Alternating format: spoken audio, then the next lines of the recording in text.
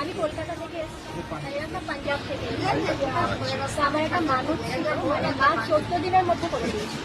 আর একটা না হওয়া কাজ, মানে ওটা হওয়া সম্ভবই ছিল না, আমি বলছি না অসম্ভব কাজ আমি বলেছিলাম মাকে। আমি নিজেও জানতাম না হবে, কিন্তু ওটা এমন ভাবে হলো এবং 14 দিনের 14 ডেজের মধ্যে হয়ে গেছিল।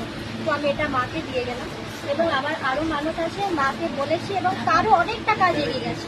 ওটা পূর্ণ হলে আমি আবার আসি। মানে দিদা আমার- কোথা থেকে এসছে আমি দিদিভাই? কলকাতা থেকে আর এরা পাঞ্জাবে।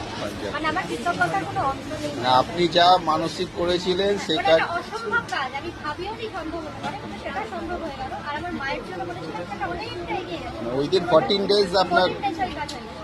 এবার মায়ের জন্য বলেছি, মায়ের জন্য যেদিন বলেছি তার 3 দিনের মধ্যে অনেক কাজ এগিয়ে গেছে। মানে আর একটু বাকি আছে, আমি জানি না। আশা করি মা সেটাও আপনার আশা পূর্ণ করে। সম্পূর্ণ বিশ্বাস মা।